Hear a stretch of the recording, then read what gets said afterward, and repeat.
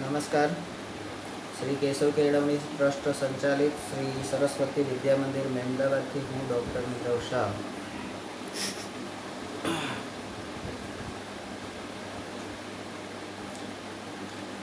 धोरण 10 ना वर्ष 19-20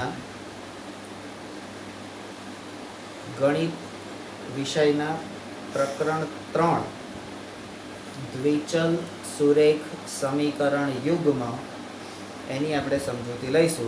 પહેલાં તો આપણે પ્રકરણનું જે મથાળું છે દ્વિચલ સુરેખ સમીકરણ યુગ્મ, તો એના જે 4 શબ્દો છે, દ્વિચલ એટલે શું, સુરેખ એટલે શું, સમીકરણ એટલે શું અને યુગ્મ એટલે શું, આની સમજૂતી પહેલાં લઈએ।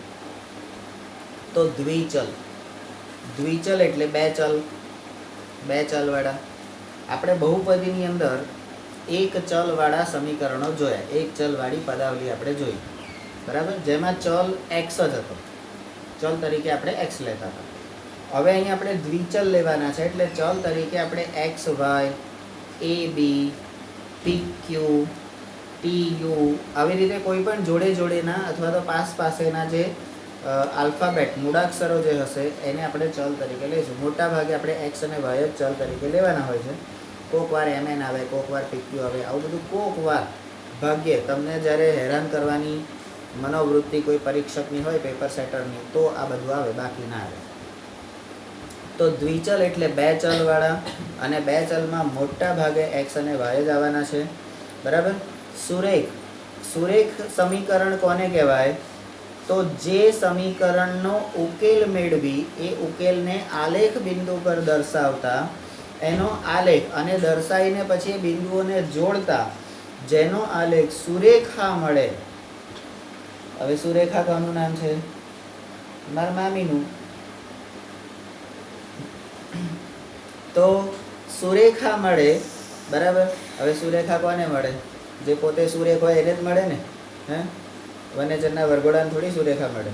તો સુરેખા મળે એવા સમીકરણોનું યુગ્મ, યુગ્મ એટલે જોડ, યુગ્મ એટલે જોડ।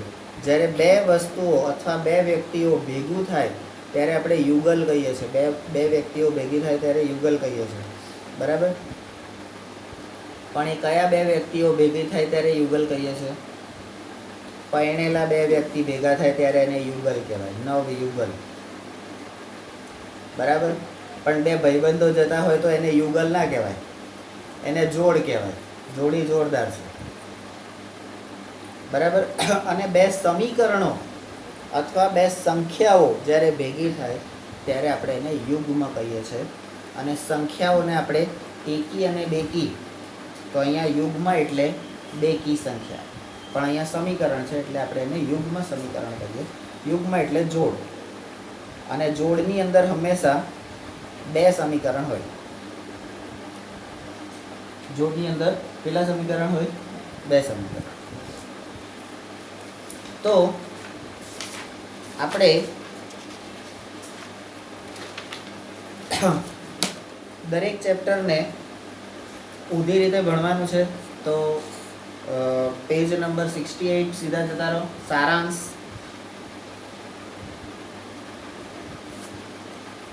આ પ્રકરણમાં તમે નીચેના મુદ્દાઓનો અભ્યાસ કર્યો એવું અહીંયા આગળ લખેલું હશે, પણ આપણે એવું કરવાનું છે કે આપણે નીચેના મુદ્દાઓનો અભ્યાસ કરીશું, બરાબર। નંબર 1, એકના એક જ બે ચલમાં, એકના એક જ બે ચલમાં બે સુરેખ સમીકરણોને આપણે દ્વિચલ સુરેખ સમીકરણ યુગ્મ કહીશું, બરાબર। તો અહીંયા દ્વિચલ સુરેખ સમીકરણ યુગ્મનું વ્યાપક સ્વરૂપ, આ વ્યાપક સ્વરૂપ એટલે સર્વસામાન્ય કોઈ પણ જગ્યાએ તમે દ્વિચલ સુરેખ સમીકરણના આ વ્યાપક સ્વરૂપને આપણે લઈ શકીએ। અહીંયા આપણને તે દિવસે પેલા ગુરુજી હતા એમણે એવું શીખવાડ્યું હતું, દ્વિઘાત સમીકરણ, બહુપદીમાં કે તમે જ્યારે પ્રમાણિત સ્વરૂપ અને વ્યાપક સ્વરૂપની વાત કરો છો ત્યારે સમીકરણ એકલું બોલો એ નહીં ચાલે. સમીકરણની જોડે બાજુમાં એની શરતો બોલવાની છે. A does not equal to 0 એવું તમને કીધું, બરાબર છે? તો એ અહીંયા ખાસ આપણે ધ્યાન રાખીશું, બરાબર? તો દ્વિચલ સુરેખ સમીકરણ યુગ્મનું વ્યાપક સ્વરૂપ એટલે a1x વત્તા b1y વત્તા c1 બરાબર 0. તો આ એક સમીકરણ નંબર 1 થયું, સમીકરણ નંબર 1 થયું, બરાબર? ત્યાર પછી a2x વત્તા b2y વત્તા c2 બરાબર 0. તો એને આપણે સમીકરણ નંબર 2 કહીશું. અને c એટલે આપણી શરત, જ્યાં a1 a2 b1 b2 અને c1 c2 એ વાસ્તવિક સંખ્યાઓ છે. એટલે આ a1 b1 અને c1 a2 b2 અને c2 એ વાસ્તવિક સંખ્યાઓ છે. અને વાસ્તવિક સંખ્યા નો ગણ એને આપણે r તરીકે ઓળખીએ છીએ, બરાબર? r ની અંદર દરેક પ્રકારની સંખ્યાઓ આવી જાય, પ્લસ માઇનસ, પૂર્ણાંક, અપૂર્ણાંક, સમમેય, અસમમેય, બરાબર? એ દરેક પ્રકારની સંખ્યાઓ આવી જાય. અહીંયા શરતમાં પહેલી શરત એવી છે કે આ બંને સમીકરણમાં જે સહગુણકો છે, આ વાસ્તવિક સંખ્યાઓમાં a1 a2 b1 b2 c1 c2 આ બધા કોણ છે? તો એ સહગુણકો છે, બરાબર? અને એ સહગુણકો હંમેશા વાસ્તવિક સંખ્યા હોય. તથા બીજી શરત એટલે નંબર ડી, a1 સ્ક્વેર વત્તા b1 square does not equal to 0 અને a2 સ્ક્વેર વત્તા b2 square does not equal to 0. એટલે a1 ની જે સંખ્યા છે અને b1 ની સંખ્યા છે એ બંનેના વર્ગોનો સરવાળો એ ક્યારેય શૂન્ય હોય નહીં. તો સમીકરણ આપણે એવી રીતે, આ શરતો એટલા માટે યાદ રાખવાની, ઘણી વખત તમને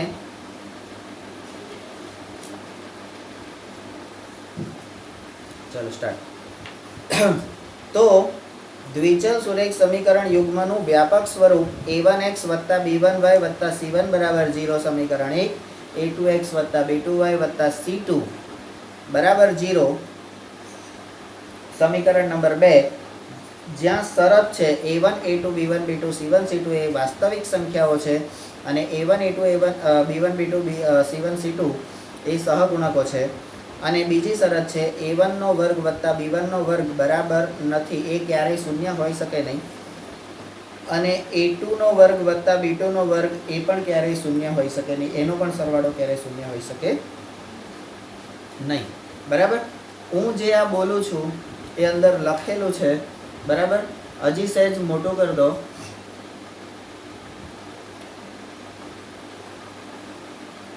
તો બધાને વંચાય, બરાબર? ક્લિયર? આમ આમ આ દિવાલ બાદ જતો, પેલી બાદ જવા દેજી, જવા દેજી. હા, બસ બસ બસ. ચલો, ત્યાર પછી બીજો મુદ્દો છે, એટલે આપણે જેવી રીતે બહુપદીમાં એનું પ્રમાણિત સ્વરૂપ અને વ્યાપક સ્વરૂપ જોયું હતું, એવી રીતે આપણને દ્વિચલ સુરેખ સમીકરણમાં પણ એનું પ્રમાણિત કે વ્યાપક સ્વરૂપ એ કાયમ માટે જ્યારે જ્યારે દાખલો આવશે ત્યારે હું બોલવાનું કહીશ, તો ખાલી આટલું પ્રમાણિત સ્વરૂપ નહીં બોલવાનું, પાછળની શરત પણ બોલવાની છે, બરાબર છે?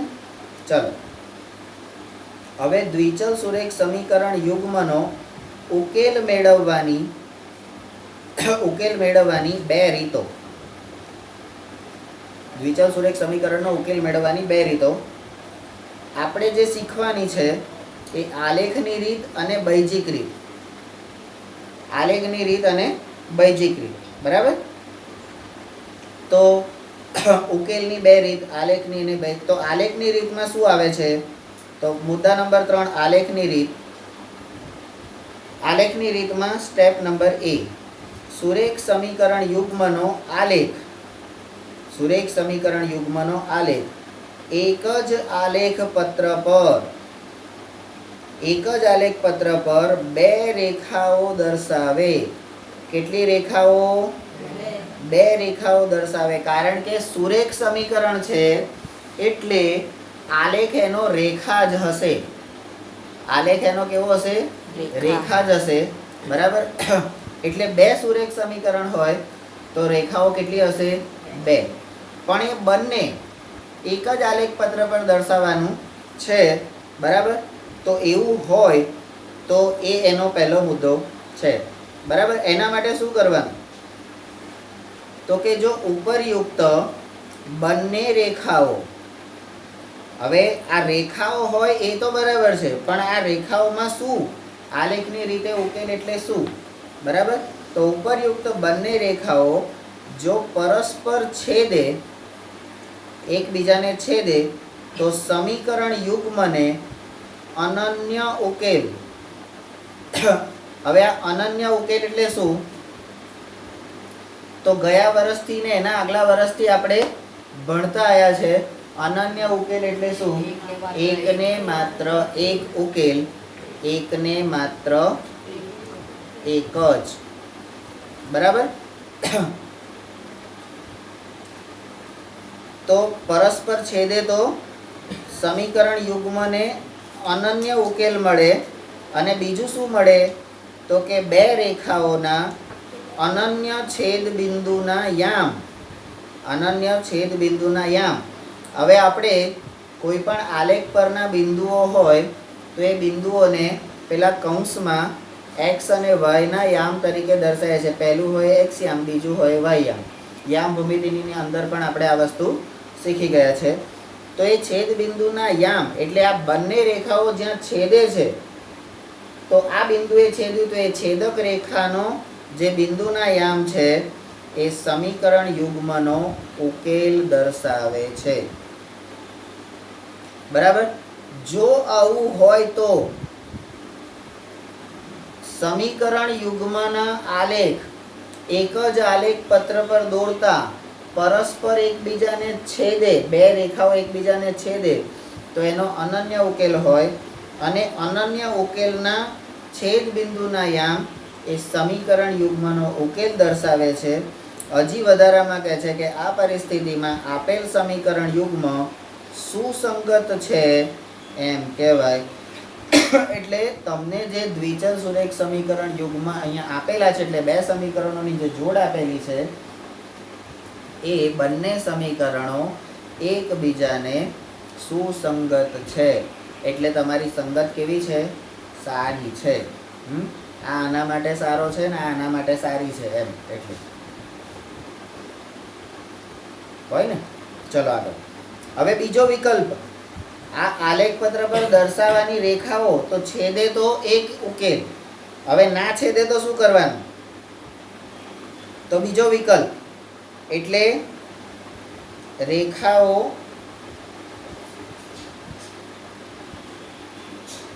પરસ્પર છેદે તો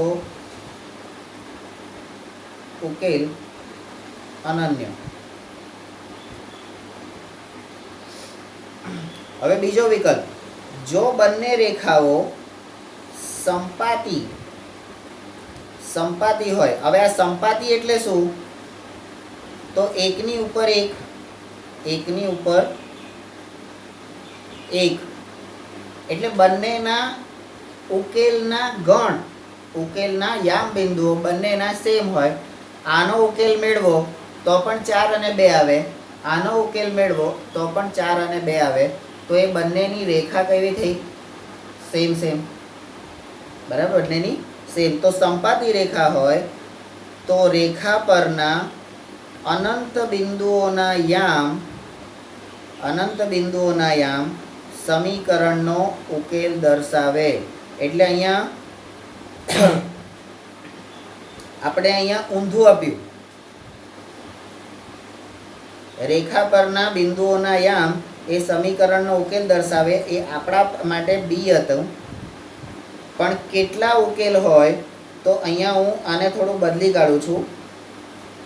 તેથી સમીકરણ, જો બંને રેખાઓ સંપાતી હોય તો સમીકરણ યુગ્મને અનંત ઉકેલો છે તેમ કહેવાય. અનંત એટલે શું? તો જેનો અંત ન હોય.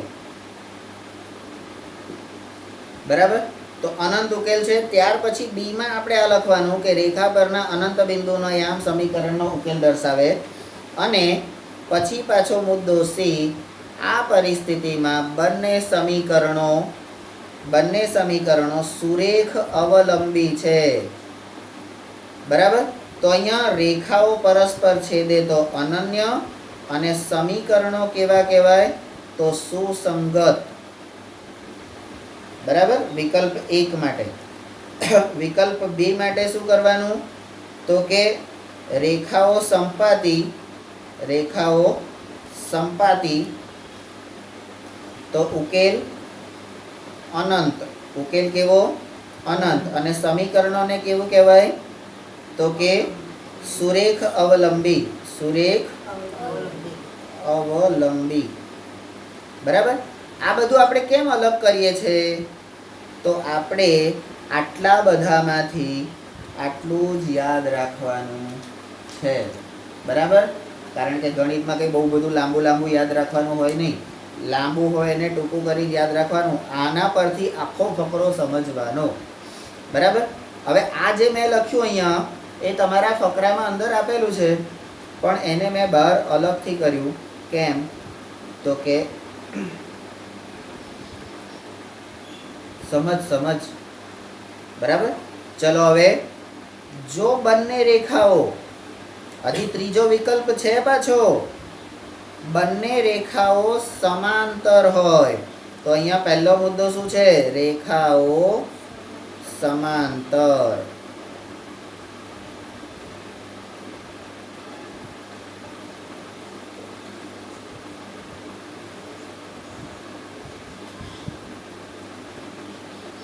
હવે રેખાઓ સમાંતર હોય તો એનો ઉકેલ એટલે તેમનું સામાન્ય બિંદુ મળે નહીં. આ પરિસ્થિતિમાં એટલે આપણે તો શું કરવાનું? સમાંતર રેખા હોય તો આ પરિસ્થિતિમાં સમીકરણ યુગ્મને કોઈ વાસ્તવિક ઉકેલ નથી. એટલે ઉકેલ નથી. બરાબર. તો ઉકેલ ના હોય તો એનું કોઈ સામાન્ય બિંદુ મળે નહીં. તો એ બીજું આવશે. અને ત્રીજું, આ પરિસ્થિતિમાં સમીકરણો કેવા કહેવાશે? સુસંગત નથી. તો સમીકરણ કેવા કહેવાશે? સુસંગત નથી. બરાબર. તો આ તો થઈ દ્વિચલ સુરેખ સમીકરણ યુગ્મના ઉકેલ મેળવવાની આલેખની રીત. અને આલેખની રીતમાં આપણને ત્રણ પ્રકારના વિકલ્પો મળ્યા. એટલે એક દાખલો તમને એવો હશે કે જેમાં સમીકરણનો ઉકેલ મેળવતા એ બિંદુ એવા હશે કે જે છેદશે રેખાઓ. બીજો એવો હશે કે સંપાતી રેખા છે, એકની એક ઉપર આવી જશે. બરાબર. તો એના અનંત ઉકેલ મળે, કારણ કે એને જ્યાં સુધી રેખાને જ્યાં સુધી લંબાવી હોય ત્યાં સુધી લંબાવાય. બરાબર. ત્રીજો એવો દાખલો હશે કે રેખાઓ સમાંતર હોય, એટલે એક ઉપર હોય ને એક નીચે હોય. રેલવેના બે પાટા. સમાંતર રેખા એટલે શું? રેલવેના બે પાટા. બરાબર. બિચારા કાયમ જોડે હોય પણ ભેગા થાય નહીં. જાગું છું? હા. તો એ સુસંગત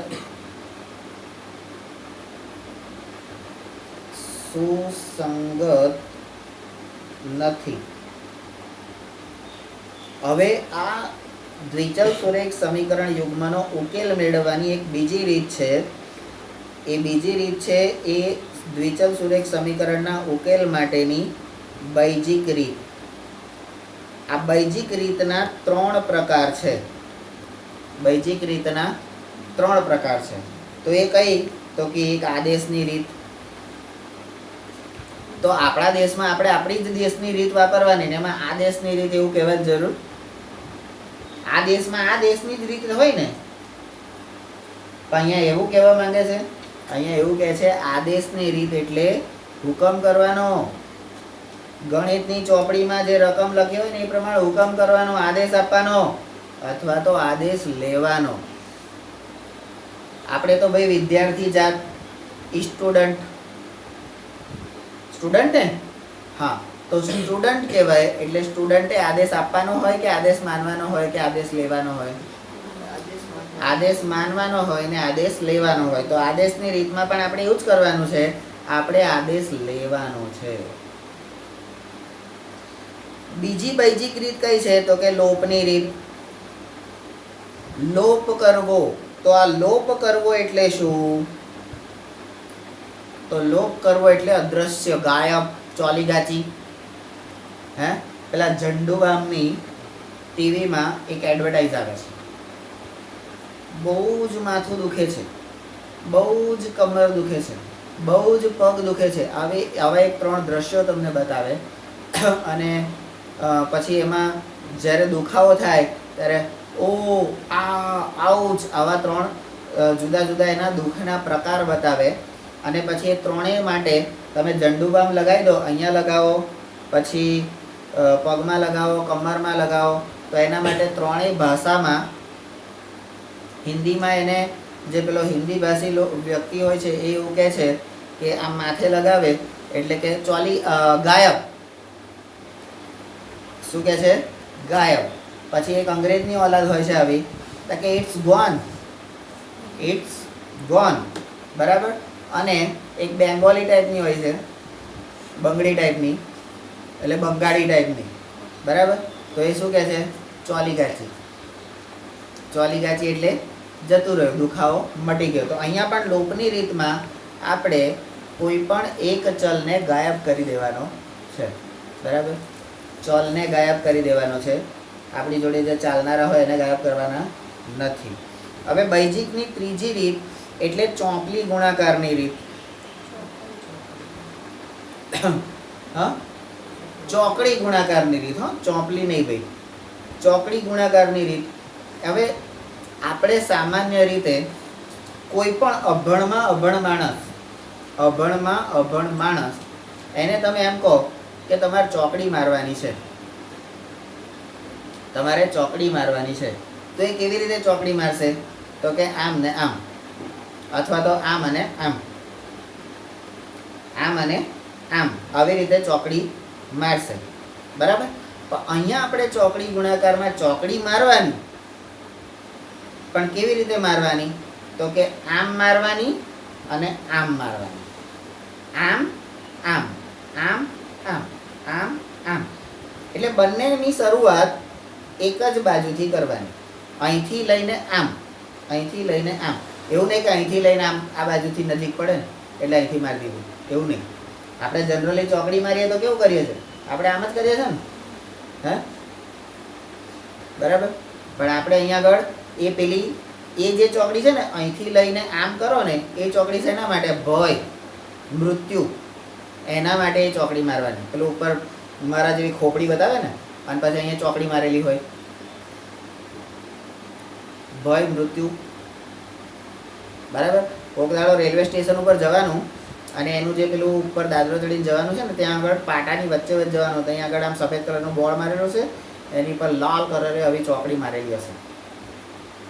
તો બીજી બધી ચોકડી કેવી રીતે મરાય? તા કે આમ આમ, જાતા જો નહીં બોલ.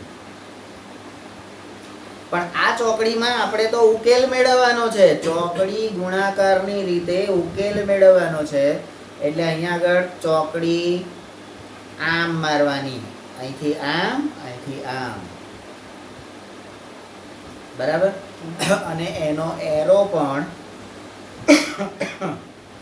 પણ એ જ રીતે તમને અંદર મારેલો હશે. બરાબર. ચલો નંબર 5,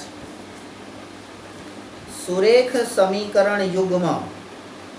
તો ભાઈ આપણી દ્વિચલ સુરેખ સમીકરણના ઉકેલ મેળવવાની 2 રીતો, આદેશની રીત અને બૈજિક રીત. આદેશની રીતમાં આલેખની રીત અને બૈજિક રીત. આલેખની રીતમાં આપણને 3 વિકલ્પ આપ્યા અને બૈજિક રીતમાં બીજી 3 રીતો આપી. બરાબર. વિકલ્પ નથી આપ્યા, બીજી 3 રીતો આપી. બરાબર. તો બૈજિક રીતમાં આપણે આદેશની રીત,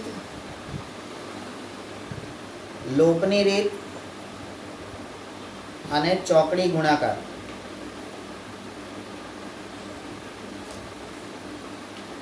બરાબર. તો એની રીત તો આ 3 પ્રકારના, એટલે આપણે અહીંયા ટોટલ ઉકેલ મેળવવાની આપણા કેટલા દાખલા હશે, એટલે કેટલા પ્રકારના, તો આલેખની રીતના દાખલા હશે ને એમાં 3 પ્રકાર હશે, અને લોપની રીત એટલે બૈજિક રીત હશે ને એમાં પણ 3 પ્રકારના દાખલા હશે.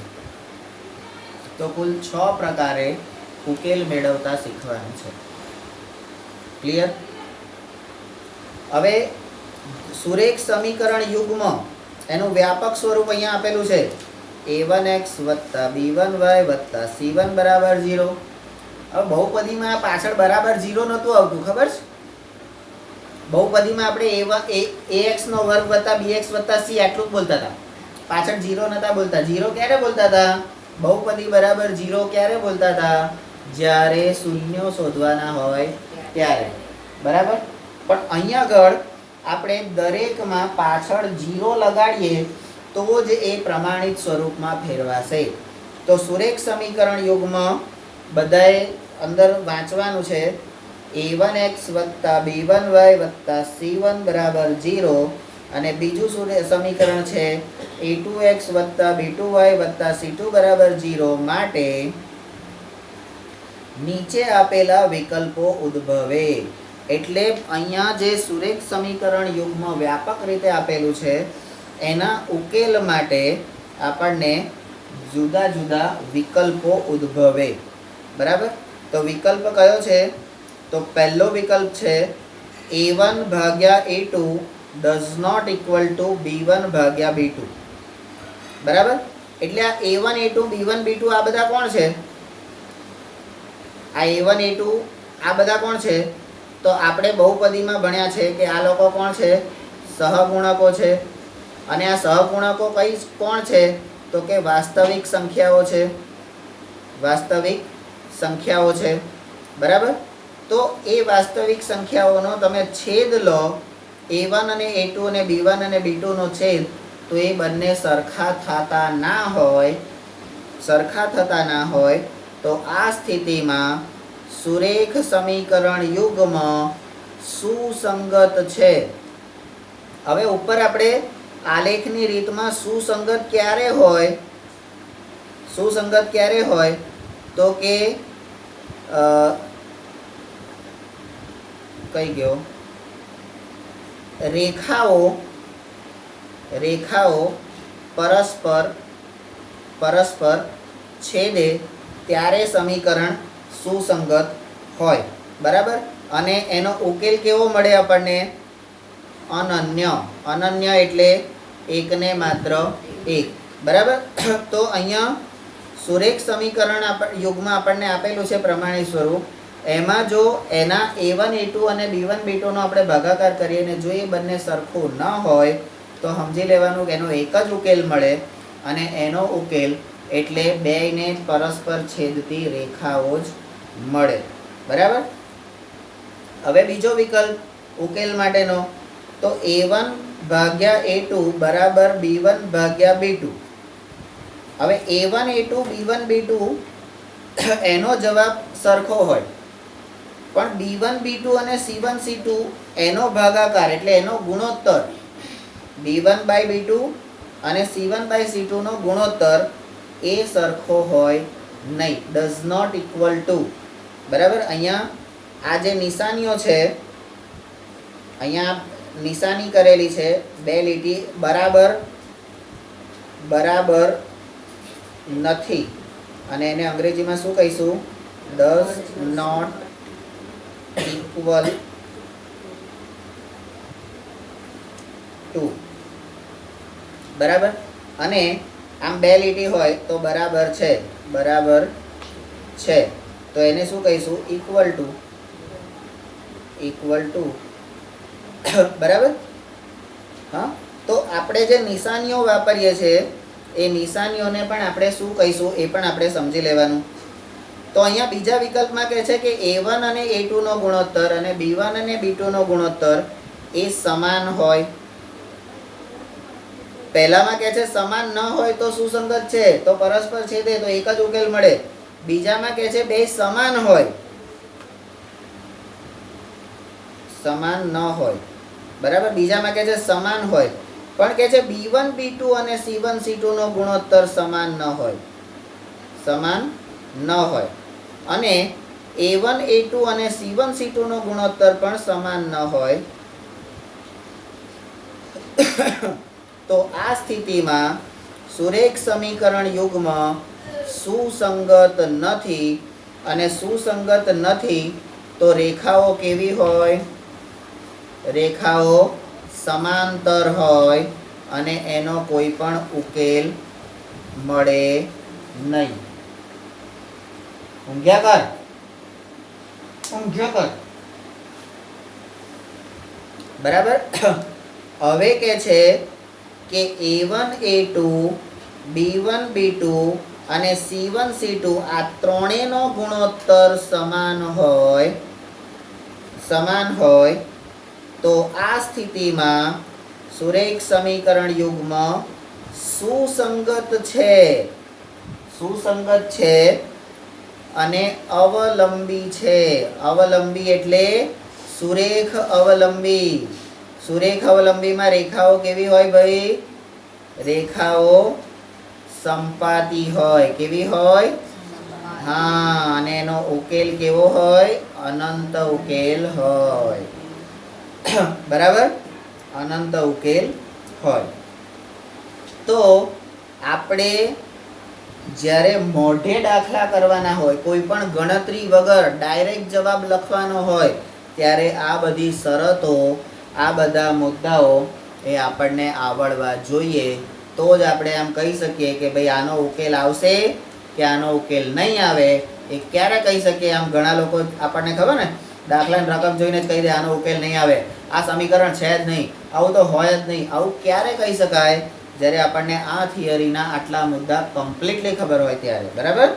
હવે છઠ્ઠો મુદ્દો, સુરેખ ન હોય તેવા કેટલાક સમીકરણોને યોગ્ય આદેશ પસંદ કરીને સુરેખ સમીકરણમાં રૂપાંતર કરી શકાય છે. આવા જે દાખલા હોય એને આપણે શું કહીએ છીએ? કૂટ પ્રશ્નો, માથાકૂટ પ્રશ્નો. બરાબર, કૂટ પ્રશ્નો, અથવા તો શું કહીએ છીએ? વ્યવહારિક કોયડા. શું કહીએ છીએ? વ્યવહારિક કોયડા. બરાબર. અથવા